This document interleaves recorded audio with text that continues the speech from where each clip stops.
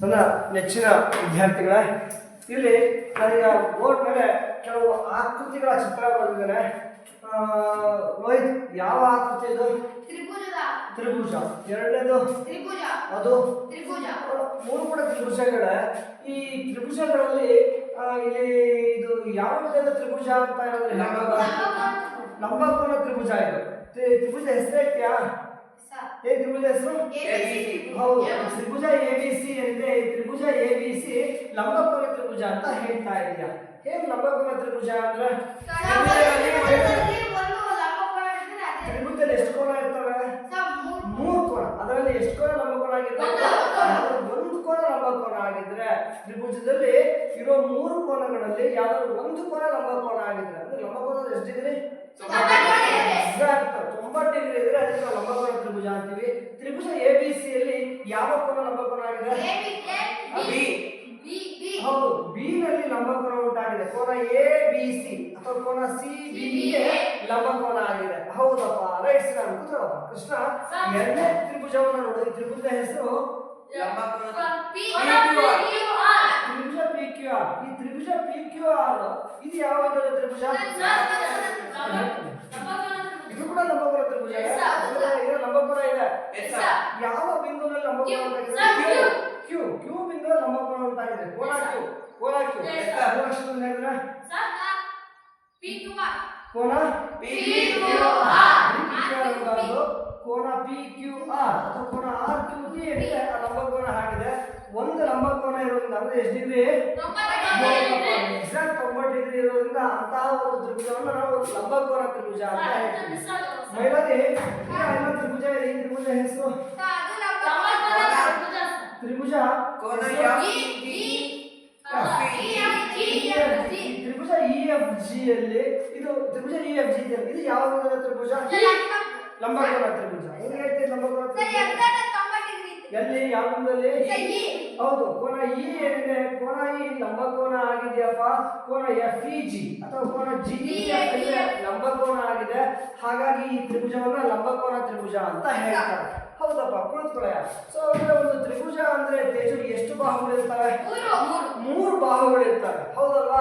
So ಇದರಲ್ಲಿರೋ ಬಾಹುಗಳ ಹೆಸರು ಐತೆ. ಈ ತ್ರಿಭುಜದಲ್ಲಿರೋ ಬಾಹುಗಳ ಹೆಸರು ಒಂದು ಬಾಹು ಹೆಸರು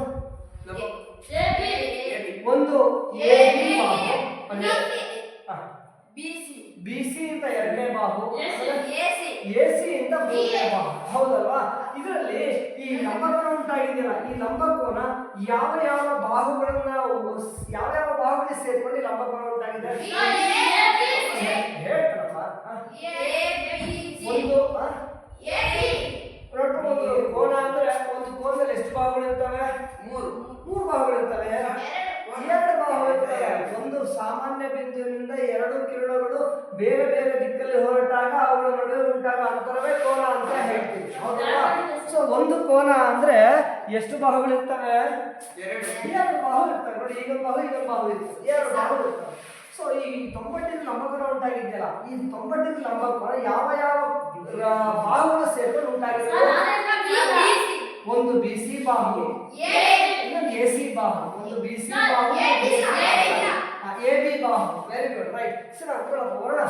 ತ್ರಿಭುಜ PQR ಅಲ್ಲಿ ಯಾವ ಬಿಂದುವಲ್ಲಿ ಲಂಬಕೋನ ಉಂಟಾಗಿದೆ? Q ನ ಲಂಬಕೋನ ಉಂಟಾಗಿದೆ. ಈ ಲಂಬಕೋನ ಯಾವ 2 ಬಾಹುಗಳ ನಡುವೆ ಉಂಟಾಗಿದೆ? ಅದು QP ಹೇಳ್ತಾ ಇದ್ದಾನೆ. ಒಂದು QP ಬಾಹು, ಈ 2 QP ಬಾಹು ಮತ್ತು QR ಬಾಹುಗಳ ನಡುವೆ ಉಂಟಾಗಿದೆ. ಹೌದಲ್ವಾ? Yes, right. ಹೀಗೆ ಅಮ್ಮ ಲಂಬಕೋನವನ್ನ ಈ 2 ಬಾಹುಗಳು ಹೊಂದಿದವಲ್ಲ, ಈ 2 ಬಾಹು ಲಂಬಕೋನ ಹೊಂದಿದವಲ್ಲ ಬರ್ತಾ. ಹಾಗಾಗಿ ಈ 2 ಬಾಹುಗಳಿಗೆ ಒಂದು ಹೆಸರು ಕೊಡ್ತೀವಿ. ಲಂಬಕೋನ ತ್ರಿಭುಜದಲ್ಲಿ ಲಂಬಕೋನವನ್ನ ಉಂಟು ಮಾಡಿರುವಂತಹ ಈ 2 ಬಾಹುಗಳನ್ನ ಲಂಬಕೋನವನ್ನ ಹೊಂದಿದ ಬಾಹುಗಳು ಅಂತ ಹೇಳ್ತೀವಿ. ಆಯ್ತಾ? ಗೊತ್ತಾ? ಹಾಗಾದ್ರೆ ಬರ್ತಾ ಇದರಲ್ಲಿ ಲಂಬಕೋನವನ್ನು ಹೊಂದಿದ ಬಾಹುಗಳು ಯಾವ್ಯಾವು? ಒಂದು RQ, ಇನ್ನೊಂದು QP ಅಥವಾ PQ ಬಾಹು ಲಂಬಕೋನವನ್ನು ಹೊಂದಿದ್ದಾವೆ. ಹಾಗಾದ್ರೆ ತ್ರಿಭುಜ EFG ಯಲ್ಲಿ ಯಾವ್ಯಾವ ಲಂಬಕೋನವನ್ನು ಹೊಂದಿದ ಬಾಹುಗಳು? ಒಂದು GE ಬಾಹು, EF ಬಾಹು. ಇವೆರಡು ಕೂಡ ಲಂಬಕೋನವನ್ನು ಹೊಂದಿದ ಬಾಹುಗಳಾಗಿದ್ದಾವೆ. ಹೌದಲ್ವಾ? Yes, right. ಈಗ ರೋಹಿತ ಅಲ್ಲ, ಈ ತ್ರಿಭುಜ ABC ಯಲ್ಲಿ ಈ ಬಿ ಸಿ ಬಾಹು ಮತ್ತೆ ಈ ಎ ಬಿ ಬಾಹು ಏನಂತ ಹೆಸರು ನಿಮ್ಮ ಸ್ನೇಹಿತರು? ಏನಂತ ಹೆಸರು ಕೊಟ್ರು? ಈ ಎರಡು ಬಾಹುಗಳ ಲಂಬಕೋನ ಉಂಟು ಮಾಡಿದವರ ಹೊಂದಿರುವ ಬಾಹುಗಳು ಅಂತ ಹೇಳ್ತೀವಿ. ಈ ಲಂಬಕೋನ 90 ಡಿಗ್ರಿ ಕೋನ ಉಂಟಾಗಿದ್ದಿಲ್ಲ, ಇದಕ್ಕೆ ಎದುರುಗಡೆ ಇರೋ ಬಾಹು ಯಾವ್ದಪ್ಪ? A C. ಹೌದಲ್ಲ? ಈ ಬಾಹುಗೆ ಏನಂತ ಕರೀತಾರೆ? ಲಂಬಾರ್ಧಕ ಕೋನ ಅಂತ. ಇದು ಬಾಹುವನ್ನ ಲಂಬಕೋನಕ್ಕೆ ವಿರುದ್ಧವಾಗಿರೋ ಬಾಹು. ಹೌದು, ಆ ಬಾಹು ಒಂದು ಹೆಸರಿದೆ, ಅದರ ಹೆಸರು ವಿಕರ್ಣ ಅಂತ. ನೆನಪಿಟ್ಕೊಳ್ಳಿ, ಲಂಬಕೋನ ತ್ರಿಭುಜದಲ್ಲಿ, ಯಾವುದೇ ಲಂಬಕೋನ ತ್ರಿಭುಜದಲ್ಲಿ ಇಲ್ಲಿ ಲಂಬಕೋನ ಉಂಟಾಗಿರುತ್ತಲ್ಲ ಪ್ರದೇಶ, ಆ ಲಂಬಕೋನಕ್ಕೆ ಎದುರುಗಡೆ ಇರೋ ಬಾಹು ಯಾವುದು ಹೆಸರು? ಎಸಿ ಬಾಹು ಇದೆ. ಈ ಎಸಿ ಬಾಹುಗೆ ಪದ ತುಂಬಾ ಚೆನ್ನಾಗಿರಲಿ. ಮುಂದಿನ ತರಗತಿಗಳಲ್ಲಿ ತುಂಬಾ ಕಡೆ ನಿಮಗೆ ಇದ್ರ ಬಗ್ಗೆ ಮಾಹಿತಿ ಕೇಳ್ತಾ ಹೋಗ್ತಾರೆ, ಗೊತ್ತಿರ್ಬೇಕಪ್ಪ. ವಿಕರ್ಣ ಅಂದ್ರೆ ಇಷ್ಟೇ, ಯಾವುದೇ ಲಂಬಕೋನ ತ್ರಿಭುಜದಲ್ಲಿ ಲಂಬಕೋನದ ಇರೋ ಬಾಹುವನ್ನು ವಿಕರ್ಣ ಅಂತೀವಿ. ಹಾಗಾದ್ರೆ ಮೇಲರಿ ತ್ರಿಭುಜ ಪಿ ಕ್ಯೂ ಆರ್ ನಲ್ಲಿ ವಿಕರ್ಣ ಯಾವುದು? P R. ಇದಾ ಏನು ವಿಕರ್ಣ ಅಂದ್ರೆ? ಲಂಬಕೋನ ಉಂಟಾಗಿರೋದು, ಇದಕ್ಕೆ ಎದುರುಗಡೆ ಇರೋದು ಪಿ ಆರ್ ಬಾಹು. ಹಾಗಾಗಿ ಈ ಪಿ ಆರ್ ಬಾಹುಗೆ ವಿಕರ್ಣ ಅಂತ ಹೇಳ್ತಾರೆ. ಎಸ್. ಹಾಗೆ ಈ ತ್ರಿಭುಜ ಇ ಎಫ್ ಜಿ ಅಲ್ಲಿ ವಿಕರ್ಣ ಯಾವುದು? ಒಂದು ನಿಮಿಷ. ಇ ಜಿ ವಿಕರ್ಣ. ಒಂದು ನಿಮಿಷ. ಇ ಜಿ ಇತಿಹಾಸ, ಎಫ್ ಜಿ ಇತಿಹಾಸ, ಎಫ್ ಜಿ ಅಥವಾ ಜಿ ಎಫ್. ನೋಡಿ, ಇಲ್ಲಿ ಲಂಬಕೋನ ಉಂಟಾಗಿದೆ, ಇದು ಎದುರುಗಡೆ ಇರುವಂತ ಬಾಹು ಅಂದ್ರೆ ಎಫ್ ಜಿ. ಸೊ ಇದು ವಿಕರ್ಣ ಆಗಿರುತ್ತೆ, ಈ ಬಾಹು ವಿಕರ್ಣವಾಗಿರುತ್ತೆ. ಸರ್ ಕೂತ್ಕೊಳ್ಳಪ್ಪ ಕೃಷ್ಣ. ಈಗ ಅಂದ್ರೆ ಒಂದು ಲಂಬಕೋನ ತ್ರಿಭುಜದಲ್ಲಿ ಎಷ್ಟು ಬಾಹು ಇರ್ತಾವಂತ? 3 ಬಾಹು. ಅದರ ಲಂಬಕೋನವನ್ನು ಹೊಂದಿ ಈ 2 ಬಾಹುಗಳು ಲಂಬಕೋನವನ್ನು ಉಂಟು ಮಾಡಿದಾಗ ಇದಕ್ಕೆ ಏನಂತ ಕರೆದ? ಲಂಬಕೋನವನ್ನು ಹೊಂದಿರುವ ಬಾಹು ಅಂತ ಹೇಳೋಣ. ಈ ಲಂಬಕೋನಕ್ಕೆ ಎದುರುಗಡೆ ಇರೋದು ಯಾರು? ಈ ಎ ಸಿ ಬಾಹು ಇದೆಯಲ್ಲ, ಇದಕ್ಕೆ ಏನಂತ ಕರೀತೀವಿ? ವಿಕರ್ಣ ಅಂದ್ರೆ ಗೊತ್ತಾಯ್ತಲ್ಲ? ಓಕೆ. ಈಗ ಈ ಬಾಹುಗಳ ಅಳತೆ ಒಂದ್ಸಲ ನೋಡೋಣ. ಬಾಹುಗಳ ಅಳತೆ ನೋಡೋಣ ಕೃಷ್ಣ. ಬಾ, ಒಂದ್ ನಿಮಿಷ ಇಲ್ಲ. ನೀನು ಈ ಬಾಹುಗಳ ಉದ್ದ ಅಳಿಬೇಕು ಅಂದ್ರೆ ಏನ್ ಬೇಕು? ಬಾಹುಗಳ ಉದ್ದವನ್ನ ಎಷ್ಟು ಉದ್ದ ಇದೆ ತಿಳ್ಕೊಬೇಕಾದ್ರೆ ಸ್ಕೇಲ್ ಅಳತೆ ಪಟ್ಟಿ ಬೇಕಪ್ಪ. ಅಳತೆ ಪಟ್ಟಿ ಹಿಡಿದು ನೀನು ಅಳತೆ ಮಾಡ್ತೀಯಾ? ಈಗ ಎಲ್ಲಿಂದ ಏನಕ್ಕೆ ಸ್ಟಾರ್ಟ್ ಮಾಡಬೇಕು? 0ಇಂದ ಸ್ಟಾರ್ಟ್ ಮಾಡೋಣ. ಸೊ ನೋಡಿ, 0 ಸ್ಟಾರ್ಟ್ ಆಗಿದೆ. ಎಷ್ಟಿದೆ? 29. ಇದು 29 ಏಕಮಾನ ಸೆಂಟಿಮೀಟರ್ ಆಗಿದೆ. ಈಗ ಎ ಬಿ ಬಾಹು ನಿಮ್ಮ ಸ್ನೇಹಿತ ಅಳಿತಾನೆ, ಈ ಕಡೆ ಬರೋಣ. ಎ ಬಿ ಬಾಹು ಅಳಿತಾ ಇದ್ದಾರೆ, 0 ಇದೆಯಲ್ಲ, ಇದು ಎಷ್ಟಿದೆ? ಇದು 31 ಸೆಂಟಿಮೀಟರ್ ಇದೆ ಮೈಲಾರಿ. ಈ ಒಂದು ಬಾಹು 31 ಸೆಂಟಿಮೀಟರ್ ಇದೆ. ಹಾಗೆ ಎ ಸಿ ಬಾಹು ನೋಡಿಲ್ಲ, ಆದ್ರೆ ಒಂದು 0 ಇಟ್ಟಿರ್ತಾನೆ. ಎಷ್ಟಿದೆ? 41. ವಿಕರ್ಣ ಏನಿದೆ? ಈ ವಿಕರ್ಣ 41 ಸೆಂಟಿಮೀಟರ್ ಇದೆ. ಗೊತ್ತಿಲ್ಲ, ನೋಡೋಣ ಒಂದ್ಸಾರಿ. 3 ಚಿತ್ರಗಳಿದಾವೆ, 3 ಅಳತೆಯನ್ನು ನೋಡ್ಬಿಟ್ಟು ಆಮೇಲೆ ತೀರ್ಮಾನ ಮಾಡೋಣ ಅಂದ್ರೆ. ಈಗ ಕ್ಯೂ ಆರ್ ಬಾಹು ಏನಾ ನೋಡಪ್ಪ. ಕ್ಯೂ ಆರ್ ಬಾಹುನ ಎಷ್ಟಿದೆಯಾ? 23 ಸೆಂಟಿಮೀಟರ್ ಇದೆ ಅಂತೆ. 23 ಸೆಂಟಿಮೀಟರ್ ಇದೆ. ಆರ್ ಪಿ ಹೇಳಿದ ಆರ್ ಪಿ ಹಿಡಿತಾ ಇದ್ದಾನೆ. ವಿಕರ್ಣ ಅಂತ ಏನ್ ಕರೀತೀಯ? ಅದು 29 ಸೆಂಟಿಮೀಟರ್ ಉದ್ದ ಇದೆ ಅಂತೆ. ಪಿ ಕ್ಯೂ ಅಳತೆ ಮಾಡಿ ನೋಡಿ. 19.5 ಇದೆಯಾ? ಆಯ್ತಪ್ಪ, ಇದು 19.5 ಇದೆಯಂತೆ. ಕೆಲವು ಮಿಲಿಮೀಟರ್ ವ್ಯತ್ಯಾಸ ಇರುತ್ತೆ. 19.5 ಸೆಂಟಿಮೀಟರ್ ಅಂತ ನಿಮ್ಮ ಸ್ನೇಹಿತ ಹೇಳ್ತಾರೆ.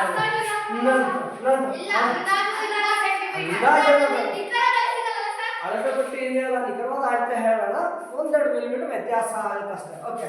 ಸೊ ಇಲ್ಲಿ ಯಾವ ಬಾಹು ಏನಪ್ಪ? ಓಕೆ. ಸೊ ನೋಡೋಣ ಎಷ್ಟಿದೆಯಾ?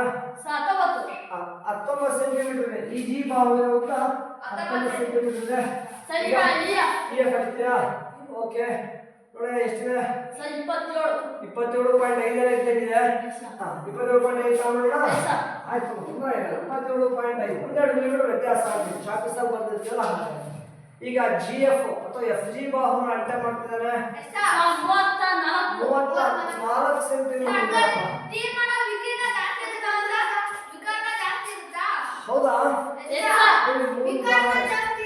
ಮೂರು ವಿವಿಧ ತ್ರಿಭುಜಗಳನ್ನ ಲಂಬಕೋನ ತ್ರಿಭುಜಗಳನ್ನ ತೆಗೆದುಕೊಂಡಿದ್ದೇನೆ. ಮೂರು ಲಂಬಕೋನ ತ್ರಿಭುಜಗಳಲ್ಲಿ ನಾವು ಗಮನಿಸಿದ್ರೆ ಒಂದು ವಿಶೇಷತೆ ಸಿಗುತ್ತೆ.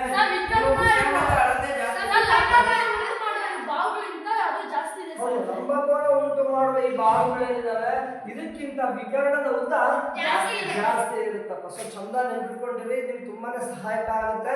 ಯಾವುದೇ ಲಂಬಕೋನ ಇನ್ನು ಒಂದಲ್ಲ ಮೂರು ಲಂಬಕೋನ ತ್ರಿಭುಜ ಹಾಕೊಂಡಿದ್ದೀನಿ. ಯಾವುದೇ ಲಂಬಕೋನ ತ್ರಿಭುಜದಲ್ಲಿ ಅತ್ಯಂತ ಉದ್ದವಾದ ಬಾಹು ನೋಡಿ. ಒಂದು ನಂಬರಿಗೆ ಕೇಳುವಂತ ಪ್ರಶ್ನೆ ಇದು, ಕ್ವಿಝಲ್ಲಿ ಕೇಳೋ ಪ್ರಶ್ನೆ. ಚಂದ ನೆನ್ಪಿಟ್ಕೊಳ್ಳಿ, ವೆರಿ ಪ್ರಶ್ನೆ you may go now. So ಈ ಲಂಬಕೋನ ತ್ರಿಭುಜಕ್ಕೆ ಸಂಬಂಧಪಟ್ಟ ಹಾಗೆ ಈ ಮೂರು ಬಾಹುಗಳಿಗೆ ಸಂಬಂಧಪಟ್ಟ ಹಾಗೆ ಗ್ರೀಕ್ನ ಒಬ್ಬ ಪ್ರಸಿದ್ಧ ಗಣಿತಶಾಸ್ತ್ರಜ್ಞ ಹೆಸರು ಪೈಥಾಗೋರಸ್ ಅಂತೇಳಿ. ಹೆಸರು ಕೇಳಿರಲ್ಲ, ಪೈಥಾಗೋರಸ್ ಅಂತೇಳಿ ಗ್ರೀಸ್ ದೇಶದ ಒಬ್ಬ ಪ್ರಸಿದ್ಧ ಗಣಿತಶಾಸ್ತ್ರಜ್ಞ. ಈ ಪೈಥಾಗೋರಸ್ ಅವರು ನಮ್ಮ ಗಣಿತಶಾಸ್ತ್ರಕ್ಕೆ ಕೊಟ್ಟಿರುವಂತಹ ಸಾಕಷ್ಟು ಅಮೂಲ್ಯವಾದ ಕೊಡುಗೆಗಳನ್ನ ನಮ್ಮ ಗಣಿತಶಾಸ್ತ್ರಕ್ಕೆ ವಿಜ್ಞಾನ ಕ್ಷೇತ್ರದಲ್ಲಿ ಅವರು ಸಲ್ಲಿಸಿದ ಸಾಕಷ್ಟು ಕೊಡುಗೆಗಳನ್ನು ನೀಡಿದ್ದಾರೆ. ಅವರೊಂದು ಮಾಹಿತಿ ಹೇಳ್ತಾರೆ, ಈ ಲಂಬಕೋನ ತ್ರಿಭುಜಕ್ಕೆ ಸಂಬಂಧಪಟ್ಟ ಹಾಗೆ ಒಂದು ಮಾಹಿತಿ ಹೇಳ್ತಾರೆ. ಏನ್ ಹೇಳ್ತಾರೆ ಅಂದ್ರೆ, ಈ ವಿಕರ್ಣ ಇದೆಯಲ್ಲ, ಈ ವಿಕರ್ಣದ ಮೇಲಿನ ವರ್ಗ ಒಂದು ನಿಮಿಷ ಕೃಷ್ಣ ಭಾಗ ಮೇಲೆ ಗೆರೆ ಹೊರಗೆ ಅಲ್ಲ, ನಾನು ಹೇಳ್ತಾ ಇರೋದು ವರ್ಗ ಅಂತ ಹೇಳ್ತಾ ಒಂದರ್ಥದಲ್ಲಿ ವರ್ಗ ಅಂದ್ರೆ ಗುಂಪು ಮಾಡೋದು. ಇಲ್ಲಿ ಗುಂಪು ಮಾಡೋದಲ್ಲ, ವರ್ಗ ಅನ್ನೋದು ಸಂಖ್ಯೆ. ವರ್ಗ ಸಂಖ್ಯೆ ಕೇಳಿಲ್ವಾ? ವರ್ಗ ಸಂಖ್ಯೆ ಅಂದ್ರೆ ವರ್ಗದ ವಿಸ್ತೀರ್ಣವನ್ನ ಸೂಚಿಸುವ ಸಂಖ್ಯೆ. ವರ್ಗ ಅಂದ್ರೆ ಗೊತ್ತಾ? ಯಾವುದೋ ಒಂದು ಆಕೃತಿಗೆ ವರ್ಗ ಅಂದ್ರೆ ಚೌಕ. ಈಗ ಒಂದು ಬಾಹು 1 ಸೆಂಟಿಮೀಟರ್ ಅನ್ಕೊಂಡು, ಇನ್ನೊಂದು ಬಾಹು 1 ಸೆಂಟಿಮೀಟರ್, ಇದು 1 ಸೆಂಟಿಮೀಟರ್, 1 ಸೆಂಟಿಮೀಟರ್ ವಿಸ್ತೀರ್ಣ ಬೇಕು. ಹೇಗೆ ಕಂಡಿರ್ತೀರಿ? ಬಾಹು ಇಂಟು ಬಾಹು, ಒಂದು ಬಾಹು ಇಂಟು ಇನ್ನೊಂದು ಬಾಹು, 1 ಇಂಟು 1 ಯಾವ ಮೂಲಕ ಯಾವ್ದು ಎಷ್ಟು ಬಾರಿ? 2 ಬಾರಿ ಬರ್ರೆ. ಒಂದೇ ಸಂಖ್ಯೆ ಪುನರಾವರ್ತ ಸಂಕ್ಷಿಪ್ತ ರೂಪ ಘಾತ ಸಂಖ್ಯೆ. ಪೂರ್ಣ ಘಾತಾಂಕ ರೂಪದಲ್ಲಿ ಬರ್ರೆ 1 ರ ಘಾತ 2 ಆಯ್ತಾ? ಇನ್ನು 1 ರ ಘಾತ 2 ಅಂತ ಹೇಳ್ತಾರೆ ಪೂರ್ಣ. ಇನ್ನೊಂದು ವರ್ಗ ಇದೆ ಕಣೋ, ಚೌಕ ಇದೆ ಕಣೋ, ಎಲ್ಲಾ ಬಾಹು 2 ಸೆಂಟಿಮೀಟರ್ ಕಣೋ. ಇದರ ವಿಸ್ತೀರ್ಣ ತಿಳಿಸಿ ಅಂತಾರೆ. ಬಾಹು ಇಂಟು ಬಾಹು 2. ಸೊ 2 ರ ಘಾತ ಪುನರಾವರ್ತ ಸಂಕ್ಷಿಪ್ತ ಬಂದ್ರೆ 2 ರ ಘಾತ 2. ಇವೇ ಕಡ್ರೆ ವರ್ಗ ಸಂಖ್ಯೆ ಅಂದ್ರೆ ಏನ್ ವಿಶೇಷತೆ ಇದೆ? ಘಾತ ಸೂಚಿ ಎಷ್ಟಿದೆ? ಘಾತ ಸೂಚಿ 2 ಹೊಂದಿರುವಂತ ಸಂಖ್ಯೆಗಳು. ಘಾತ ಸೂಚಿ 2 ಹೊಂದಿರುವ ಸಂಖ್ಯೆಗಳನ್ನ ವರ್ಗ ಸಂಖ್ಯೆ. ಯಾಕೆಂದ್ರೆ ಇವು ಯಾವುದೋ ಒಂದು ವರ್ಗದ ವಿಸ್ತೀರ್ಣ ಆಗಿರುತ್ತೆ. ಆಯ್ತಾ? ಇದು ಯಾವುದೋ ಒಂದು ವರ್ಗದ ವಿಸ್ತೀರ್ಣ ಆಗಿರುತ್ತೆ. ಹಾಗಾಗಿ ಈ ವರ್ಗದ ವಿಸ್ತೀರ್ಣವನ್ನು ಸೂಚಿಸುವ ಈ ಸಂಖ್ಯೆಗಳಿಗೆ ವರ್ಗ ಸಂಖ್ಯೆ ಅಂತ ಹೇಳ್ತಾರೆ. ಓಕೆ ಮೇಲೆ ಕ್ಲಿಯರ್? ನಾವು ಇನ್ನೊಂದು ಅರ್ಥದಲ್ಲಿ ವರ್ಗ ಅಂದ್ರೆ ಗುಂಪು ಮಾಡೋದು, ವರ್ಗ ಮಾಡೋದು, ವರ್ಗೀಕರಿಸು ಅಂತ ಹೇಳ್ತೀವಿ. ಇಲ್ಲಿ ಸಂಖ್ಯೆಗಳು ಅಂತ ತೆಗೆದುಕೊಂಡಾಗ ಘಾತ ಸೂಚಿ 2 ಅಂದ್ರೆ ಯಾವುದೇ ಸಂಖ್ಯೆ. ಉದಾಹರಣೆಗೆ 10 ರ ಘಾತ 2 ಇದೆ ಆಯ್ತಾ? ಇದು ಕೂಡ ಒಂದು ವರ್ಗ ಸಂಖ್ಯೆ. ಅಂದ್ರೆ ಘಾತ ಸೂಚಿ ಎಷ್ಟಿರ್ಬೇಕು? ವರ್ಗ ಸಂಖ್ಯೆ ಇರ್ಬೇಕು ಅಂದ್ರೆ 2 ಇರ್ಬೇಕು. ಘಾತ ಸೂಚಿ 2 ಹೊಂದಿರುವ ಸಂಖ್ಯೆಗಳಿಗೆ ವರ್ಗ ಸಂಖ್ಯೆ ಅಂತ ಹೇಳ್ತಾರೆ. ಸರಿ ತೇಜು? ಪೈಥಾಗೋರಸ್ ಅವ್ರು ಹೇಳ್ತಾರೆ ಏನಪ್ಪಾ ಅಂದ್ರೆ, ವಿಕರ್ಣ ಇದೆಯಾ, ವಿಕರ್ಣ, ಈ ವಿಕರ್ಣದ ಮೇಲಿನ ವರ್ಗ ಏನಿದೆ ಅದು ಇನ್ನು ಉಳಿದ 2 ಬಾಹುಗಳಿದಾವಲ್ಲ, ಇನ್ನು ಉಳಿದ 2 ಬಾಹುಗಳು ಯಾವ 2 ಬಾಹುಗಳು? ಲಂಬಕೋನವನ್ನ ಉಂಟು ಮಾಡಿರುವ ಬಾಹುಗಳು, ಲಂಬಕೋನವನ್ನು ಹೊಂದಿರುವ ಈ ಬಾಹುಗಳೇನಿದ್ದಾವೆ, ಈ ಲಂಬಕೋನವನ್ನು ಹೊಂದಿರುವ ಬಾಹುಗಳ ಮೇಲಿನ ವರ್ಗಗಳ ಮೊತ್ತಕ್ಕೆ ಸಮನಾಗಿರುತ್ತೆ ಅಂತ ಹೇಳ್ತಾರೆ. ಆಯ್ತಾ? ಅಂದ್ರೆ ಈ ಉದಾಹರಣೆಗೆ ನೋಡಿ ಹೇಳಿಕೆ ನಾವು ಬರ್ಬಿಡ್ತಾರೆ. ಹಾಗೆ ಏನ್ ಹೇಳ್ತಾರಂತೆ, ವಿಕರ್ಣದ ಮೇಲಿನ ವರ್ಗ, ಒಂದು ಯಾವುದೇ ಲಂಬಕೋನ ತ್ರಿಭುಜದಲ್ಲಿ ವಿಕರ್ಣದ ಮೇಲಿನ ವರ್ಗ ಏನಿದೆ, ವಿಕರ್ಣದ ಮೇಲಿನ ವರ್ಗ ಉಳಿದ 2 ಬಾಹುಗಳು ಲಂಬಕೋನವನ್ನು ಉಂಟು ಮಾಡೋ ಉಳಿದ 2 ಬಾಹುಗಳಿದಾವಲ್ಲ, ಉಳಿದ 2 ಬಾಹುಗಳ ಮೇಲಿನ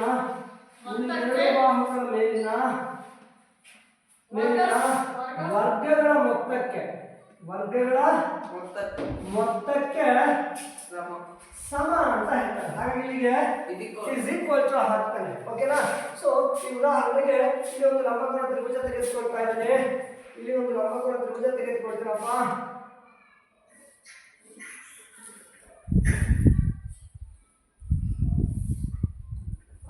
ಸೊ ಈ ಬಿಂದುವಿಗೆ ಏನ್ ಕರೋಣ, ಇದಕ್ಕೆ ಬರ್ತಾ ಯಾವ ಬಿಂದು ಲಂಬಕೋನ ಉಂಟಾಗಿದೆ? B. So Tribhuja A B C ಯಲ್ಲಿ ಕೋನ ಬಿ ಏನಿದೆ, ಎ ಬಿ ಸಿ ಏನಿದೆ ಅದು ಲಂಬಕೋನ ಆಗಿದೆ. ಹೌದಲ್ಲ? ಸೊ ಬಿ ಸಿ ಬಾಹು ಏನಂತ ಕರಿತೀಯ? ಲಂಬಕೋನವನ್ನು ಹೊಂದಿರುವ ಬಾಹು. ಎ ಬಿ ಲಂಬಕೋನ ಹೊಂದಿರುವ ಬಾಹು. ಎ ಸಿ ಹೌದಪ್ಪ, ಇದನ್ನ ನಾನು ವಿಕರ್ಣ ಅಂತ ಹೇಳ್ತೀನಿ. ಈಗ ತ್ರಿಭುಜ ಎ ಬಿ ಸಿ ಲಂಬಕೋನವನ್ನು ಪರಿಗಣಿಸಿದ್ರೆ ವಿಕರ್ಣದ ಮೇಲೆ ವರ್ಗ. ವಿಕರ್ಣ ಯಾವುದಿದೆ? ಎಸಿ ವಿಕರ್ಣ ಆಗಿದೆ. ಸೊ ಎಸಿ ವಿಕರ್ಣ ಎಂದ್ರೆ ಅದ್ರ ಮೇಲೆ ವರ್ಗ. ವರ್ಗ ಅಂದ್ರೆ ಘಾತ ಸೂಚಿ 2 ಇರಬೇಕು. ಅಂದ್ರೆ ಎಸಿಯ ಘಾತ 2. ಘಾತ ಸೂಚಿ 2 ಇದ್ರೆ ಇಂಗ್ಲಿಷ್ ಅಲ್ಲಿ ಹೇಳ್ತಾರೆ ಕಣ್ರು, ಟ್ವೈಸ್. ಅಲ್ಲ, ಸ್ಕ್ವೇರ್. ಎಸಿಯ ಘಾತ 2 ಕನ್ನಡದಲ್ಲಿ ಹೇಳಿದ್ರೆ ಎಸಿ ಇಂಗ್ಲಿಷ್ ಅಲ್ಲಿ ಹೇಳಿದ್ರೆ ಎಸಿ ಸ್ಕ್ವೇರ್ ಅಂತ ಹೇಳ್ತಾರೆ. ಇದು ಇಸ್ ಈಕ್ವಲ್ ಟು ಹಾಕಿ ಉಳಿದೆರಡು ಬಾಹುಗಳ ಮೇಲಿನ ವರ್ಗಗಳ ಮೊತ್ತ. ಉಳಿದ ಯಾವ 2 ಬಾಹು? ಎಬಿ ಮತ್ತು ಇನ್ನೊಂದು ಬಿಸಿ. ಒಂದು ಎ ಬಿ ಬಾಹು ಇದೆ, ಇನ್ನೊಂದು ಬಿ ಸಿ ಬಾಹು ಇದೆ. ಇವುಗಳನ್ನ ಏನ್ ಮಾಡ್ಬೇಕಂತ ಅವುಗಳ ಮೇಲಿನ ವರ್ಗಗಳ ಮೊತ್ತ ಅಂದ್ರೆ ಎ ಬಿ ಸ್ಕ್ವೇರ್, ಹಾಗೆ ಬಿ ಸಿ ಸ್ಕ್ವೇರ್. ಈ ಬಾಹುವಿನ ವರ್ಗ ಮತ್ತು ಈ ಬಾಹುವಿನ ವರ್ಗಗಳ ಮೊತ್ತ ಅಂದ್ರೆ ಪ್ಲಸ್ ಚಿಹ್ನೆಯನ್ನ ಹಾಕ್ಬಿಟ್ರೆ ಆಯ್ತಪ್ಪ. ಆಯ್ತಾ? ಅದ್ರ ಮೇಲೆ ನಾವು ಪ್ಲಸ್ ಚಿಹ್ನೆಯನ್ನ ಹಾಕ್ಬಿಟ್ರೆ ಆಯ್ತು. ಪೈಥಾಗರಸ್ ಅವ್ರು ಹೇಳ್ತಾರೆ, ಪೈಥಾಗರಸ್ ಹೇಳ್ತಾರೆ ಯಾವುದೇ ಲಂಬಕೋನ ತ್ರಿಭುಜ ತಗೊಳಪ್ಪ, ಯಾವುದೇ ಲಂಬಕೋನ ತ್ರಿಭುಜದಲ್ಲಿ ಈ ಬಾಹುಗಳ ಸಹಸಂಬಂಧ ಹೇಗಿರುತ್ತೆ ಅಂತಂದ್ರೆ ವಿಕರ್ಣ ಏನಿದೆ ಆ ವಿಕರ್ಣದ ಮೇಲಿನ ವರ್ಗ ಯಾವಾಗಲೂ ಕೂಡ ಉಳಿದ 2 ಬಾಹುಗಳ ಮೇಲಿನ ವರ್ಗಗಳ ಮೊತ್ತಕ್ಕೆ ಸಮನಾಗಿರುತ್ತೆ ಅಂತ ಹೇಳ್ತಾರೆ. ಹೇಳ್ತೀನಪ್ಪ, ಆಯ್ತಾ? ಸೊ ಸಮವಾಗಿರುತ್ತೆ ಅಂತ ಹೇಳ್ತಾರೆ ಕೃಷ್ಣ. ಸೊ ಆ ಒಂದು ಹೇಳಿಕೆನ ನಾನು ಸಮೀಕರಣ ರೂಪದಲ್ಲಿ ಬಂದ್ರೆ ವಿಕರ್ಣದ ಮೇಲಿನ ವರ್ಗ. ವಿಕರ್ಣ ಅಂದ್ರೆ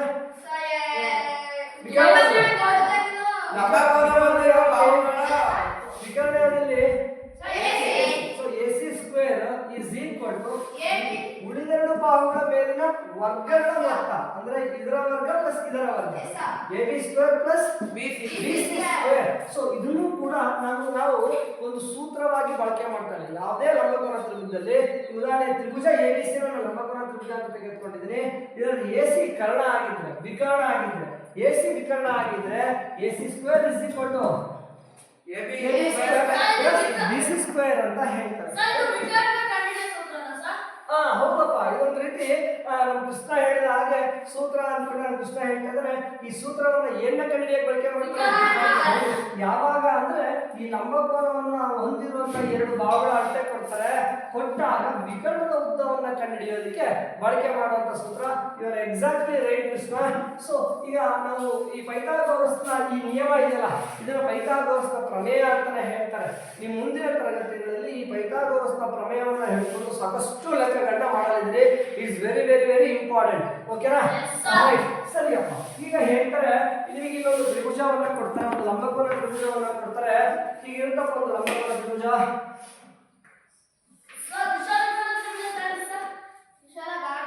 ಪೈಥಾಗೋರಸ್ ಹೇಳ್ತಾ ಇರೋದು ಬರೀ ಲಂಬಕೋನ ತ್ರಿಭುಜಕ್ಕೆ ಸಂಬಂಧಪಟ್ಟಾಗೆ ಮಾತ್ರ. ಇದು ಬೇರೆ ತ್ರಿಭುಜಗಳಿಗೆ ನಿಯಮ ಅನ್ವಯ ಆಗುತ್ತಾ? ಇಲ್ಲಪ್ಪ, ಇದು ಓನ್ಲಿ ಲಂಬಕೋನ ತ್ರಿಭುಜಗಳಲ್ಲಿ ಮಾತ್ರ. ಓಕೆನಾ Krishna? Krishna okay right. So ಈಗ ಈ ತರ ಇದೆ, ಇದರಲ್ಲಿ ಬಿ ಸಿ ಅಂತ ಹೇಳ್ತೀನಿ.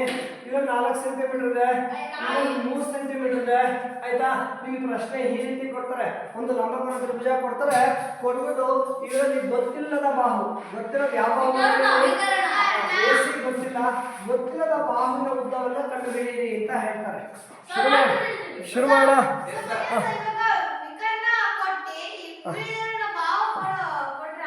ಅದನ್ನ ನೋಡೋಣಪ್ಪ ಆಯ್ತಾ. ಈಗ ಲೋಹಿತ ಹೇಳ್ತಾ ಇದ್ದಾನೆ ಸರ್ ವಿಕರ್ಣನೂ ಕೊಡ್ತಾರೆ ಸರ್, ಉಳಿದ ಬಾಹು ಹೇಗೆ ಕಂಡುಹಿಡಿಯೋದು ಸರ್ ಅಂತ ಹೇಳ್ತಾ ಇದ್ದಾನೆ. ಅದನ್ನು ಕೂಡ ನಾವು ಮಾಡೋಣಂತೆ ಆಯ್ತಕ್ಕ ಲೋಹಿತ. ಏನು ಹೇಳಪ್ಪ ಏನಪ್ಪ. ಹಾಂ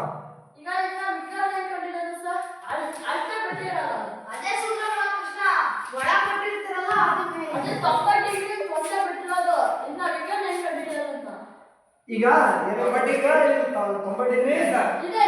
90 ಡಿಗ್ರಿ ಇದೆ. ವಿಕರ್ಣ ಕಂಡುಹಿಡಿಯಬೇಕಂದ್ರೆ ನೀವು ಉಳಿದ 2 ಭಾಗಗಳು ಗೊತ್ತಿರಬೇಕು. ಗೊತ್ತಿಲ್ಲ ಅಂತಂದ್ರೆ ಅಳತೆ ಮಾಡಬೇಕಾಗುತ್ತೆ ಆಯ್ತಾ. ಉಳಿದ 2 ಭಾಗಗಳನ್ನ ಅಳತೆ ಮಾಡ್ಕೊಂಡು ಆಮೇಲೆ ಈ ಭಾಗವನ್ನು ಕಂಡುಹಿಡಿಯುವಂತ ಪ್ರಯತ್ನ ಮಾಡ್ಬೇಕಾಗುತ್ತೆ ಆಯ್ತಾ. ಯಾವ್ದಾದ್ರು ವಿಧಾನಗಳ ಮೂಲಕ ಈ ಭಾಗಗಳ ಅರ್ಥ ತಿಳ್ಕೊಂಡು ಆಮೇಲೆ ನೀವು ಕಂಡುಹಿಡಿಯೋ ಪ್ರಯತ್ನ ಮಾಡಬೇಕು. ಓಕೆ ಮೇಲೆ ಈಗ ನೋಡ ಇದರಲ್ಲಿ ಗೊತ್ತಿರದ ಬಾಹು ಎಕ್ಸ್ ನ ಬೆಲೆ ಕಂಡುಹಿಡಿಯಿರಿ. ಯಾವ ಬಾಹು ಗೊತ್ತಿಲ್ಲ ಇದರಲ್ಲಿ? ಎಕ್ಸ್ ಅಂದ್ರೆ ಯಾವುದು? ಏನಿದು? ವಿಕರ್ಣ. ಯಾಕೆ ವಿಕರ್ಣ ಅಂತ ಕರಿತೀಯಾ? ಯಾವುದು ವಿರುದ್ಧವಾಗಿದೆ? ಲಂಬಕೋನಕ್ಕೆ ಎದುರುಗಡೆ. ಲಂಬಕೋನಕ್ಕೆ ಬರ್ತಾ ಎದುರುಗಡೆ, ಲಂಬಕೋನದ ಎದುರುಗಡೆ ಈ ಬಾಹು ನಾವು ವಿಕರ್ಣ ಹೇಗೆ ಕಂಡುಹಿಡಿತೀಯಾ? ಸೂತ್ರ ಯಾವುದು? ಸೊ ಪೈಥಾಗರಸ್ನ ಪ್ರಮೇಯ ಹೇಳುತ್ತೆ ವಿಕರ್ಣದ ಮೇಲಿನ ವರ್ಗ ಉಳಿದೆರಡು ಬಾಹುಗಳ ಮೇಲಿನ ವರ್ಗಗಳ ಮೊತ್ತಕ್ಕೆ ಸಮ ಇರುತ್ತೆ. ಅಂದ್ರೆ AC² is equal to AB² plus BC² ಹೌದಲ್ಲ? ಹೀಗೆ ಕೊಟ್ಟಿರ್ತಾರೆ. ಓಕೆ, ಸೊ AC² AC ಅನ್ನೋದು ಏನು ಹೇಳ್ಕೊಟ್ಟಿದ್ದಾರೆ? x ಅಂತ ಕೊಟ್ಟಿಲ್ಲ ಅಂದ್ರೆ ಏನ್ ಮಾಡ್ತೀಯಾ? AC ಬೆಲೆ ಬರ್ತು, ಏನ್ ತಪ್ಪಾಗಲ್ಲಪ್ಪ. ಸೊ AC ನ x ಅಂತ ಕೊಟ್ಟರೆ AC ನ ಘಾತ 2 ಇದೆ, x ನ ಘಾತ 2 ಹಾಕ್ಕೊಳ್ಳಿ. ಓಕೆನಾ? is equal to AB ಬೆಲೆ ಎಷ್ಟಿದೆ? 3 ಸೆಂಟಿಮೀಟರ್. AB ಅಂದ್ರೆ 3 ಸೆಂಟಿಮೀಟರ್. AB ಯ ಘಾತ 2 ಇದೆ, 3 ರ ಘಾತ 2 ಒಂದು ಚಿಹ್ನೆ BC BC ಘಾತ 2 ಇದೆ, ಹಾಗಾಗಿ 4 ರ ಘಾತ 2. ವೆರಿ ಗುಡ್ ಮಾಮ. ಈಗ ಏನ್ ಮಾಡೋಣ? ಈಗ ಲೋಹಿತ ಏನ್ ಮಾಡಲಪ್ಪ? ಸಂಕ್ಷೇಪಿಸಿ ಬೆಲೆ ಕಂಡುಹಿಡಿಯಿರಿ. ಯಾವ್ದು ಬೆಲೆ? ಇದು ಬೆಲೆ ಬೇಕಂದ್ರೆ ಏನ್ ಮಾಡ್ಬೇಕು? ಈ ಘಾತ ಸಂಖ್ಯೆಗಳ ಈ ಘಾತ ಸಂಖ್ಯೆಗಳು ಕೂಡ ಬರುತ್ತಾ? ಇಲ್ಲ, ಕೂಡಬೇಕು ಅನ್ನೋದು ಪೂರ್ಣ ಸಂಖ್ಯೆ ಆಗಿರ್ಬೇಕು, ಇಲ್ಲ ದಶಮಾಂಶ ಆಗಿರ್ಬೇಕು, ಇಲ್ಲ ಭಿನ್ನರಾಶಿ ಆಗಿರ್ಬೇಕು. ಇವು ಕೂಡ ಬರುತ್ತಾ? ಇಲ್ಲ. ಗುಣಾಕಾರ ಭಾಗಾಕಾರ ಇದ್ರೆ ಘಾತಾಂಕಗಳ ನಿಯಮ ಬಳಸಬಹುದು. ಹಾಗಾಗಿ ಫಸ್ಟ್ ಈ ಘಾತಾಂಕಗಳ ಬೆಲೆ ಕಂಡುಹಿಡಿದು ಸುಲಭ ರೂಪ ತಿಳ್ಕೊ. 3 ರ ಘಾತ 2 ಅಂದ್ರೆ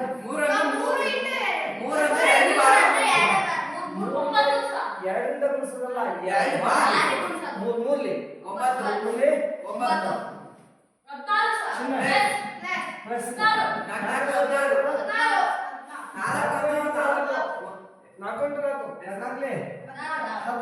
ಸೊ x ನ ಘಾತ 2 is equal to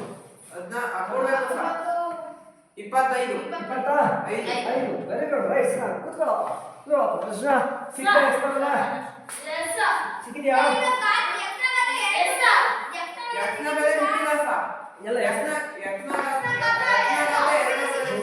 ನನಗೆ ಅವ್ರು ಹೇಳೋದು ಬರೀ ವಿಕರ್ಣದ ಬೆಲೆ ಕಂಡುಹಿಡಿ ಅಂತ. ನನಗೆ ವಿಕರ್ಣದ ಮೇಲೆ ವರ್ಗದ ಬೆಲೆ ಸಿಕ್ಕಿದೆ. ವಿಕರ್ಣದ ಬೆಲೆ ಬೇಕಣ. ಘಾತ ಸಂಖ್ಯೆ ಘಾತ ಸೂಚನೆ ಆ ಕಡೆ ಕಳಿಸ್ತಾರ. ಇರ್ಲಿ, ಅದನ್ನ ಘಾತ ಸೂಚನೆ ಕಳಿಸಿದ್ರೆ ಏನಾಗುತ್ತೆ ಅಂದ್ರೆ ಸ್ಕ್ವೇರ್ ರೂಟ್ ಅಂತ ಹೇಳ್ತಾರೆ, ನಿಮಗೆ ವರ್ಗಮೂಲ ಅಂತಾರೆ, ಮುಂದಿನ ತರಗತಿಯಲ್ಲಿ ಪರಿಚಯ ಮಾಡ್ತಾರೆ. ಈಗ ನಾವು ಬೇರೆ ಕಾರ್ಯ ಅನುಸರಿಸ್ತೀವಿ ಆಯ್ತಾ. x ನ ಘಾತ 2 ಅಂದ್ರೆ ಅದರ ಅರ್ಥ ಏನು? ಹೌದು, x ನ 2 ಬಾರಿ ಗುಣಿಸು ಅಂತ. 2x ಅಲ್ಲ, x ನ x. Okay, right. ಅಂದ್ರೆ x ನ 2 ಸಾರಿ ಗುಣಿಸಿದ್ರೆ x ನ ಘಾತ 2 ಸಿಗುತ್ತೆ. ಹಾಗೆ ಯಾವುದೋ ಒಂದು ಸಂಖ್ಯೆ ಇದೆ ಕಣೋ, 2 ಸಾರಿ ಗುಣಿಸಿ 25 ಬರುತ್ತೆ. 5 ಹೇಗೆ ತಿಳ್ಕೊತೀಯಾ? ನಿಮಗೆ ಚಿಕ್ಕ ಸಂಖ್ಯೆ ಆದ್ರೆ ಪಟ್ಟಂತ ಹೇಳ್ಬಿಡ್ತೀರಿ, ದೊಡ್ಡ ಸಂಖ್ಯೆ ಅಂತ ಅವಾಗ ಏನು ಮಾಡ್ಕೊಳ್ಳಿ. ಹಿಂದೆ ಹೌದು, ಹಿಂದೆ ನಿಮ್ಗೆ ಕೆಲವು ಸಂಖ್ಯೆ ಕೊಡ್ತಾ ಇದ್ದೆ, ಘಾತಾಂಕ ರೂಪ ಪರಿವರ್ತಿಸಿ ಅಂತ ಹೇಳ್ತಾ ಇದ್ದೆ, ನೆನಪಿದೆ ಕೃಷ್ಣ? ದತ್ತ ಸಂಖ್ಯೆನ ಘಾತಾಂಕ ರೂಪಕ್ಕೆ ಪರಿವರ್ತಿಸ್ಬೇಕಾದ್ರೆ ಏನ್ ಮಾಡ್ಬೇಕಿನ್ನ? ಏನ್ ಮಾಡ್ತೀಯಾ? ಲಾಸಹ ಕಂಡಿಡಿಯ ಸ್ಟೈಲಲ್ಲಿ ಭಾಗಾಕಾರ ಮಾಡ್ತಾ ಹೋಗ್ತಾರೆ. ಸಾಧ್ಯವಾದಷ್ಟು ಅವಿಭಾಜ್ಯ ಅಪವರ್ತನಗಳನ್ನ ಕಂಡಿಡಿ. ಎಷ್ಟಿಂದ ಭಾಗ ಆಗುತ್ತೆ? 5 ರಿಂದ 25. ಮುಗಿತಲ್ಲ. 25 is equal to 5 into 5 ಹೌದಲ್ಲ. ಅಂದ್ರೆ ನಾನೀಗ ಅದನ್ನ 25 5 into 5 ಬರೀಬಹುದಲ್ಲ. x into x 5 into 5 ಸಮ ಅಂದ್ರೆ 1 x ನ ಬೆಲೆ 5 ಏಕಮಾನ ಸೆಂಟಿಮೀಟರ್. ಹೌದಪ್ಪ, ಏಕಮಾನ ಸೆಂಟಿಮೀಟರ್. ಹೌದಪ್ಪ. ಸೊ ಈ ವಿಕರ್ಣ ಎಸಿ ಇದೆಯಲ್ಲ ಅದರ ಅಳತೆ ಎಷ್ಟಾಗಿರುತ್ತೆ? 5 ಸೆಂಟಿಮೀಟರ್ ಆಗಿರುತ್ತಪ್ಪ. ಓಕೆ. ಸೊ ಈಗ ಉದಾಹರಣೆಗೆ ಇನ್ನೊಂದು ತ್ರಿಭುಜ ಲಂಬಕೋನ ತ್ರಿಭುಜ ಕೊಡ್ತಾರೆ. ಹೀಗಿರುತ್ತೆ ಲಂಬಕೋನ ತ್ರಿಭುಜ.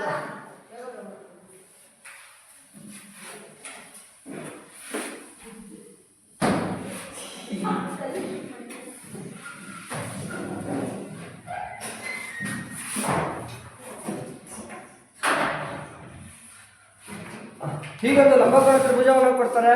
ಇದರಲ್ಲಿ ಇದನ್ನ ಈ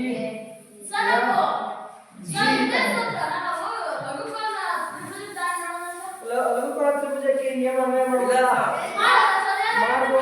ಇಲ್ಲ. ಈ ನಿಯಮವನ್ನ ಲಂಬಕೋನ ತ್ರಿಭುಜಗಳಿಗೆ ಸಂಬಂಧಿಸಿದಂತೆ ಮಾತ್ರ ಹೇಳುವಂತದ್ದಪ್ಪ. ಈ ನಿಯಮ ಅನ್ವಯ ಆಗುದಿಲ್ಲ. ಸೊ ಇಲ್ಲಿ ನೋಡೋಣ. ಈಗ ಇದು ಪೂರೈಸ. ಇಲ್ಲಿ ಯಾವ ಕೋನ ಲಂಬಕೋನ ಆಗಿದೆ? ಈ ಅಲ್ಲ. ಮೈಲಾರಿ ಉದಾಹರಣೆಗೆ ಇದನ್ನ 8 ಸೆಂಟಿಮೀಟರ್ ಇದೆ ಕೆಲಸ ಮಾಡಿದ್ರೆ 12 ಸೆಂಟಿಮೀಟರ್ ಇದೆ ಅಂತ ಅನ್ಕೊಳ್ಳೋಣ. ಆಯ್ತಾ? ಇದನ್ನ 5 ಸೆಂಟಿಮೀಟರ್ ಇದೆ ಅಂತ ಅನ್ಕೊಳ್ಳೋಣ. ಆಯ್ತಾ? ಸೊ ಇದರಲ್ಲಿ ಈ ಬಾಹು ಇದೆಯಲ್ಲ ಎಕ್ಸ್ ಅಂತ ಹೇಳ್ತಾರೆ. ಅವರು ಸೂಚನೆ ಕೊಟ್ಬಿಡ್ತಾರೆ ನಿಮ್ಮ ಪುಸ್ತಕದಲ್ಲಿ. ಈ ಚಿತ್ರಗಳಲ್ಲಿ ಗೊತ್ತಿಲ್ಲದ ಬಾಹು ಎಕ್ಸ್ ನ ಬೆಲೆ ಕಂಡು ಹಿಡಿಯಿರಿ ಅಂತೇಳಿ. ಅವ್ರು ವೈ ನ ಬೆಲೆ ಕಂಡು ಹಿಡಿದು ಅಂತ ಕೇಳಿದ್ರೆ ವೈ ನ ಬೆಲೆ ವೈ ಅಂತ ಹಾಕೋತಾ ಇದ್ದೆ. ಅವ್ರು ಎಕ್ಸ್ ಅಂತ ಹೇಳ್ಬಿಟ್ಟಿದ್ದಾರೆ.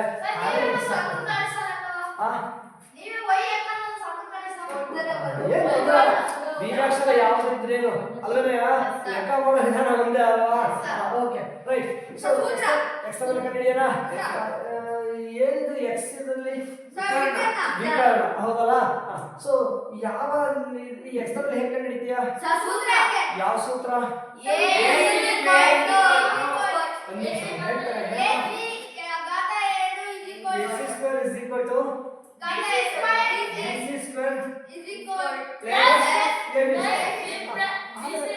ತ್ರಿಭುಜ ಸಂಬಂಧಪಟ್ಟಂಗೆ ಇದು ತ್ರಿಭುಜ ಈ ಅಂಶಗಳಪ್ಪ.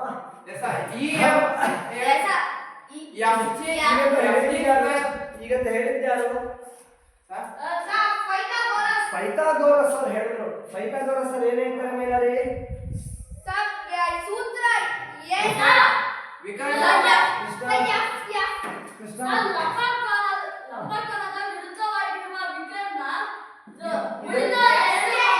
ಇದರ ಮೇಲಿನ ವರ್ಗಗಳ ಮೇಲೆ ಮೊತ್ತಕ್ಕೆ ಸಮ. Very good right. ಸೊ ವಿಕರ್ಣ ಇದೆಯೋ ಇದ್ರ ಮೇಲೆ ವಿಕರ್ಣ ಯಾವ್ದಲ್ಲಿ? ಪೈಥಾಗೋರಸ್ನ ನಿಯಮದ ಪ್ರಕಾರ mg ಇದರ ಮೇಲೆ ವರ್ಗ ಅಂದ್ರೆ fg ಸ್ಕ್ವೇರ್ ಇದೆ. ಇದು ಯಾವ್ದಕ್ಕೆ ಸಮ ಅಂತ? ಅದು ಹೇಳ್ತಾರೆ. ಈ ಬಾಹು ಮತ್ತೆ ಈ ಬಾಹುಗಳ ಮೇಲಿನ ವರ್ಗಗಳ ಮೊತ್ತಕ್ಕೆ ಸಮ. ಈ ಬಾಹು ಹೆಸರು EG ಮೇಲಿನ ವರ್ಗ ಮತ್ತೆ ಮೇಲಿನ ವರ್ಗಗಳ ಮೊತ್ತಕ್ಕೆ ಸಮ ಅಂತ ಹೇಳ್ತಾರೆ. ಸರಿಯಾಗೋಯ್ತಾ? ಸೂತ್ರ ಬಂದಾಯ್ತಪ್ಪ. ಆಯ್ತಾ? ಬೇರೆ ಆದೇಶ fg ಸ್ಕ್ವೇರ್ ಎಷ್ಟು?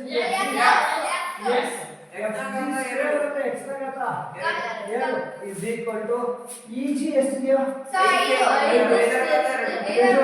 fg ನ ಘಾತ 2 ಇದೆ. ಹಾಗಾಗಿ 5 ನ ಘಾತ 2 ಪ್ಲಸ್ E ಎಷ್ಟಿದೆಯೋ 12 ನ ಘಾತ 2. ಕೂತ್ಕೊಳ್ಳಪ್ಪ. ಲೋಯ್ತಾ ಆಯ್ತು ಅನ್ಸುತ್ತೆ. ತೇಜು ಈಗ ಏನ್ ಮಾಡೋಣ ತೇಜು? ಯಾವ್ದು ಬೆಲೆ ಕಂಡಿಡಿಯೋಣ? ಇದು ಬೆಲೆ ಕಂಡಿಡಿಬೇಕು. ಹೌದು, ಇದು ಬೆಲೆ ಕಂಡಿಡಿಬೇಕಾದ್ರೆ ಎರಡು ಕೂಡಬೇಕು. ಕೂಡ ಬರುತ್ತೆ. ಈಗ ಆಯ್ತಾ? ಘಾತ ಸಂಖ್ಯೆಗಳು ಆಯ್ತಾ ಕೂಡ ಬರೋಣ ಆಯ್ತಾ? ಹಾಗಾಗಿ ಫಸ್ಟ್ ಘಾತ ಸಂಖ್ಯೆಗಳ ಬೆಲೆ 5 ನ ಘಾತ 2 ಅಂದ್ರೆ 2 ಸರಿ ಅಲ್ವಾ? ಆಯ್ತಾ? 5 2 10 ಬರ್ಗಿರ್ತೀಯಾ? 5 ನ ಘಾತ 2 5 ಇಂಟು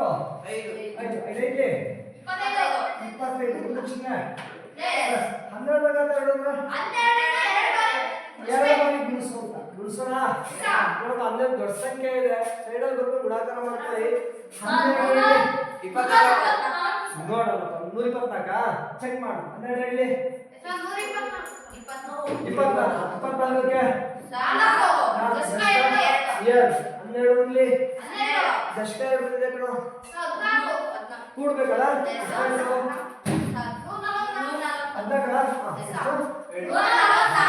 124 ಅತಿಯಾದ ಅವಸರ ಮಾಡಕ್ ಹೋಗ್ಬೇಡಿ. 224 ಮಿಸ್ ಆಗಿದೆ, ಹೇಳ್ಬೇಕಾದ್ರೆ ಮಿಸ್ ಮಾಡ್ಕೊಂಡಿದ್ಯಾ ಅನ್ಸುತ್ತೆ. ಇಲ್ಲ ಮಿಸ್ ಎಷ್ಟು ಬರ್ತಾ ಈಗ ಏನ್ ಮಾಡಲ್ಲ ಅದೇ ಎಷ್ಟಾಯ್ತು ಕೂಡ್ಬೇಕಲ್ಲ. ಓಕೆ x ನ ಘಾತ 2 x² = 25. ಒಂದೇ ಸ್ಥಾನ ಬಿಡಿ 10 ಮುಗ್ಲಿಗಲ್ಲ ಕೂಡಪ್ಪ 169. Very good sir. ಹೊರಣ ಈಗ ಸಿಕ್ಕ ಲೋಯ್ತಾ x² ಅಂದ್ರೆ ಕೃಷ್ಣ x² ಅಂದ್ರೆ ಅಂದ್ರೆ x ಅನ್ನು 2 ಬಾರಿ ಗುಣಿಸಿದ್ರೆ x². ಹಂಗೆ ಯಾವುದೋ ಒಂದು ಸಂಖ್ಯೆ ಇದೆ ಬರ್ತಾ ಅದನ್ನ 2 ಸಾರಿ ಗುಣಿಸಿದ್ರೆ 160. ಲಾಸ ಅಲ್ಲ, ಅವಿಭಾಜ್ಯ ಅಪವರ್ತನಗಳ ಕಂಡುಹಿಡಿಯಬೇಕು. ಯಾವ್ದಾರ ಅನುಸರಿಸ್ತೀರಿ ಭಾಗಾಕಾರ ಎಷ್ಟರಿಂದ ಭಾಗಿಸಿ 169 19ರಿಂದ ಮೂರು ಹೇಳ್ತಾ ಇದ್ದಾರೆ. 3 ಬಜೆಟ್ ನಿಮ್ಗೆ ಗೊತ್ತಲ್ಲ ಕೂಡ್ಬೇಕು. 9 1 10 10 10 6 16 ಭಾಗ ಆಗುತ್ತಾ ಇಲ್ಲ. ಹಾಗಿದ್ರೆ 169 ಕೂಡ ಆಗೋದಿಲ್ಲ. 169 ಕೂಡ ಆಗೋದಿಲ್ಲ. 11ರಿಂದ 11 5 ಉಳಿತು 9 ಇಳಿಸ್ಕೊತೀಯ 59 ಭಾಗ 7 14 2 ಉಳಿಯುತ್ತೆ 9 ಇಳಿಸ್ಕೊತೀಯ 29 ಆಯ್ತು. ಭಾಗ ಆಗುತ್ತೆ ಅವರಿಂದ ಇಲ್ಲ. ಎಷ್ಟು ಹೋಗೋದು 13ರಿಂದ ಹೋಗುತ್ತೆ ಅಪ್ಪ. ಇದು 13ರ ಅವಿಭಾಜ್ಯ ಸಂಖ್ಯೆಯಿಂದ ಭಾಗ ಆಗುತ್ತೆ. ಸೊ ಭಾಗಿಸ್ಕೊಳ್ಳಿ 13ರಿಂದ ಭಾಗಿಸ್ಕೊಳ್ಳಿ. 13ರಿಂದ 1 13ರಿಂದ 169 ಭಾಗಿಸ್ತಾ ಇದ್ರೆ ಶೇಷ 6 13 ಶೇಷ 9 ಇಳಿಸ್ಕೋ 13 ಶೇಷ ವಿಶೇಷ. ಹೀಗೆ ದೊಡ್ಡ ದೊಡ್ಡ ಸಂಖ್ಯೆಗಳು ಬಂದಾಗ ಸೈಡಲ್ಲಿ ಭಾಗಿಸ್ಕೊಡ್ರಪ್ಪ. ಎಷ್ಟು 13 ಈಗ 13 ಮುಗಿತಲ್ಲ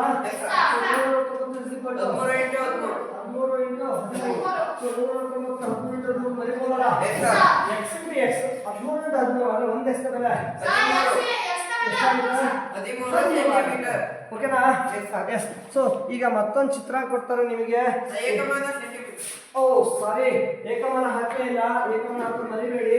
ವೆರಿ ಗುಡ್. ನೋಡೋಣ ಏಕಮಾನ ಹೇಳು ಕೃಷ್ಣ. ಏನಿಲ್ಲ ಕೃಷ್ಣ ಅವೇ ಹೇಳ್ತೀಯಾ? ಆಯ್ತು ಕೃಷ್ಣ. ಓಕೆ. ಸೊ ಇಲ್ಲೊಂದು ತ್ರಿಭುಜ ಕೊಡ್ತಾ ಇದ್ದಾರೆ. ಓಕೆ ನೋಡಿ ಒಂದು ತ್ರಿಭುಜ ಕೊಡ್ತಾರೆ. ಈ ತ್ರಿಭುಜದಲ್ಲಿ ಇದನ್ನ ಎಕ್ಸ್ ಅಂತ ಹೇಳ್ತಾರೆ. ಇದೊಂದು 15 ಸೆಂಟಿಮೀಟರ್ ಇದೆ ಅಂತ ಹೇಳ್ತಾರೆ. ಇದೊಂದು 8 ಸೆಂಟಿಮೀಟರ್ ಇದೆ ಅಂತ ಹೇಳ್ತಾರೆ. ಆಯ್ತಾ? ಸೊ ಈ ಒಂದು ತ್ರಿಭುಜದಲ್ಲಿ ಗೊತ್ತಿರದ ಬಾಹು ಎಕ್ಸ್ ನ ಬೆಲೆ ಕಂಡುಹಿಡಿಯಿರಿ ಅಂತಾರೆ. ಶುರು ಮಾಡೋಣ ಗೊತ್ತಾ? ಓಕೆ ಗೊತ್ತಾ? ಯಾವ ಬಾಹು ಗೊತ್ತಿಲ್ಲ ಇದರಲ್ಲಿ? ವಿಕರ್ಣ ಗೊತ್ತಿಲ್ಲಪ್ಪ. ಇದಾರ ಎಕ್ಸ್ ಅಂದ್ರೆ ಇದೇ ತರ ನಂಬರ್ಗಳಿಗೆ ಎದುರಾಗಿರೋ ಬಾಹು ವಿಕರ್ಣವನ್ನ ಕಂಡುಹಿಡಿಯಕ್ಕೆ ಹೇಳ್ತಾರೆ. ಕಂಡುಹಿಡಿಯೋಣ. ಹೇಗೆ ಕಂಡುಹಿಡಿತೀಯೋ?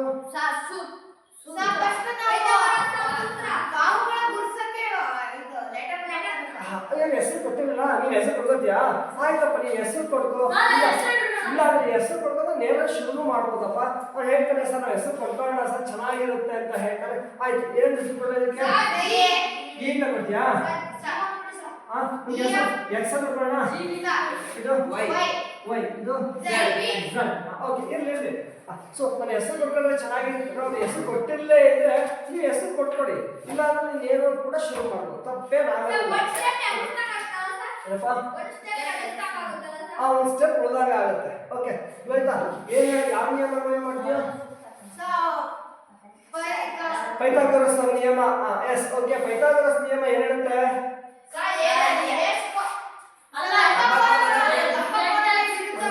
ಹೇಳ್ತಾ ಇದ್ದಾನೆ ಯಾವುದೇ ಲಂಬಕೋನ ತ್ರಿಭುಜದಲ್ಲಿ ಲಂಬಕೋನ ವಿರುದ್ಧವಾದ ಬಾಹು ಏನಂತದಕ್ಕೆ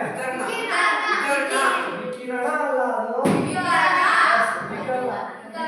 ಈ ವಿಕರ್ಣ ಇಲ್ಲ ವಿಕರ್ಣ ಮೇಲಿನ ವರ್ಗ ಮೇಲಿನ ವರ್ಗ ಈ ಎರಡು ಬಾಹುಗಳ ಮೇಲಿನ ವರ್ಗಕ್ಕೆ ಮೊತ್ತಕ್ಕೆ ಸಮ ಇರುತ್ತಂತೆ. ವಿಕರ್ಣದ ಮೇಲಿನ ವರ್ಗ ವಿಕರ್ಣ ಯಾವುದು ಅಂದ್ರೆ ಇಲ್ಲಿ XZ. ಸೊ ಅಂದ್ರೆ XZ ನ ಮೇಲೆ ವರ್ಗ ಅಂದ್ರೆ ಘಾತ ಸೂಚಿ 2. ಇದು ಯಾವ್ದಕ್ಕೆ ಸಮ? XY ಮೇಲಿನ ಇದರ ಮೇಲಿನ ವರ್ಗಕ್ಕೆ ಮತ್ತೆ ZY ಇದೆಯಲ್ಲ ZY ಮೇಲಿನ ವರ್ಗಕ್ಕೆ ವರ್ಗಗಳ ಮೊತ್ತಕ್ಕೆ ಸಮ ಇರುತ್ತಂತೆ. ನೋಡ ಇದರ ಮೇಲಿನ ವರ್ಗ ಈ ಎರಡು ಬಾಹುಗಳ ಮೇಲಿನ ವರ್ಗಗಳ ಮೊತ್ತಕ್ಕೆ ಸಮ. ಸೂತ್ರ ಬರ್ತಾಯ್ತು. XZ ಎಷ್ಟು ಕೊಟ್ಟಿದ್ರೆ X. ಸೊ X ನ ಘಾತ 2. XY ಅಂದ್ರೆ 8. XY 8 ಅಂದ್ರೆ XY ನ ಘಾತ 2 ಪ್ಲಸ್ YZ 15 ZY ನ ಘಾತ 2 ಹಾಕಿ. So x² is equal to ಏನು ಮಾಡಬೇಕು? 8 ರ ಘಾತ 2 ಅಂದ್ರೆ 64 ಮುಂದೆ ಚಿಹ್ನೆ ಪ್ಲಸ್ 15 ರ ಘಾತ 2 ಅಂದ್ರೆ 2 ಬಾರಿ ಗುಣಿಸಬೇಕು. ಬರ್ತಾ 15 ಬಗ್ಗೆ ಬಂದ್ರೆ ನೇರವಾಗಿ ಗುಣಿಸು. ಓಕೆ 25ಕ್ಕೆ ಅಷ್ಟ 25 ಕಡೆ ಅಷ್ಟ 2 5 2 1 5 ಒಂದೊಂದ್ಲಿ 1 ವೆರಿ ಗುಡ್ 5 5ಕ್ಕೆ 7 ಸೇರಿಸಿದ್ರೆ 12 ಕಡೆ 12ಕ್ಕೆ 2 ದಶಕ 1 ಎಷ್ಟು ಕೃಷ್ಣ 220 ವ್ಯತ್ಯಾಸ ಇದೆ. ಅತಿಯಾದ ಆತರ ಬೇಡ. ಫಸ್ಟ್ ಮನಸ್ಸಲ್ಲಿ ಲೆಕ್ಕ ಹಾಕೋ, ಆಮೇಲೆ ಸಹ ಎಗರಾಗಿ ಲೆಕ್ಕಾಚಾರ ಮಾಡು. ನೀ ಪರ್ಫೆಕ್ಟ್ ಆಗೋರಿಗೆ ಒಂದು 4 ದಿನಗಳ ಒಂದು 4 ದಿನ ಕಳೀತು ಅಂದ್ರೆ ನಿನ್ಗೆ ವರ್ಗ ಹೇಳ್ತಿದ್ದಂಗೆ ನಿನಗೆ ಅದ್ರ ಬೆಲೆ ಪಟ್ಟಂತ ಗೊತ್ತಾಗ್ಬಿಡುತ್ತೆ. ಸಂಖ್ಯೆ ಹೇಳ್ತಿದ್ದಂಗೆ ಇದು ಇದರ ವರ್ಗವೇ ಅಂತ ಗೊತ್ತಾಗುತ್ತೆ. ನೀವು ಪ್ರಾಕ್ಟೀಸ್ ಮಾಡೋಕೆ ಡೈಲಿ ಹೇಳಿಲ್ವಲ್ಲ, ಅದು ಇದಕ್ಕೋಸ್ಕರ ಮುಂದುವರಿಸಿ. ಇದೊಂದು ಸಲ ಮುಂದಿನ ತರಗತಿಗಳಲ್ಲಿ ತುಂಬಾ ಕಡೆ ಉಪಯೋಗ ಆಗುತ್ತೆ. 15 ಬಗ್ಗೆ ಬಂದ್ರೆ ಬರಲಿಲ್ಲ ಅಂದ್ರೆ ಒಂದೊಂದೇ ಸಂಖ್ಯೆ ಇಲ್ಲ. ನಿಮ್ಮ ಮನೆ ನೇರ 15 75 ದಶಕ 7 15 15 15 7 22 ನೀನು ಬಗ್ಗೆ ಬಂದ್ರೆ ಬಾಕ್ಸ್ ಅದು ಮಾಡಪ್ಪ. Okay very good Shriram Krishna. ಏನು ಮಾಡಪ್ಪ ಕೂಡ್ಬಿಡೋಣ.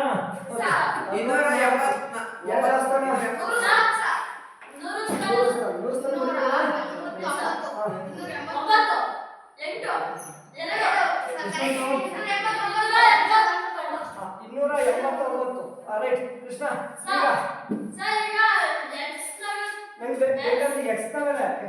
ಸಿಕ್ಕಿದೆ x² x ಇಂಟು x. ಹಾಗೆ ಯಾವುದೋ ಒಂದು ಸಂಖ್ಯೆ ಇದೆ 2 ಸರಿ ಗುಣಿಸಿ 280 ಬರುತ್ತೆ. ಹೌದು ಅವಿಭಾಜ್ಯ ಅಪವರ್ತನ ಕಂಡುಹಿಡಿಬೇಕು. ಯಾವ ವಿಧಾನ ಅನುಸರಿಸ್ತೀಯಾ? ಭಾಗರ ಉಪಯೋಗಿಸ್ತೀಯಾ? ಆಯ್ತಪ್ಪ ಬಾಕ್ಸಪ್ಪ. ಎಷ್ಟಾಗುತ್ತೆ? 2 ಹೋಗುತ್ತಾ? ಹೌದಕ್ಕೆ 11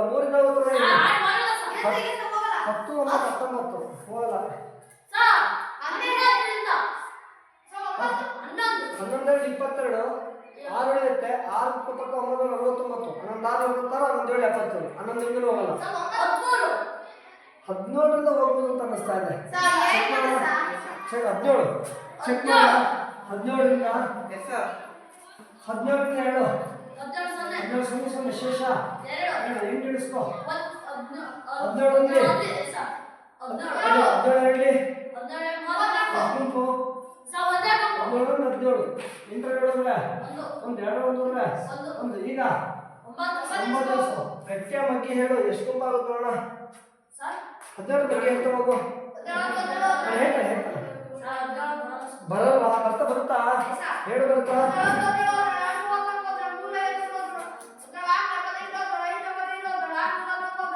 17 ಅಲ್ಲಿ ಇವರ ಮಿಸ್ ಆಗ್ತಾ ಇದೆಯಾ? ಓಕೆ 17 ಆಗ್ಲಿ. ಅಲ್ಲಿ ಒಳ್ಳೆ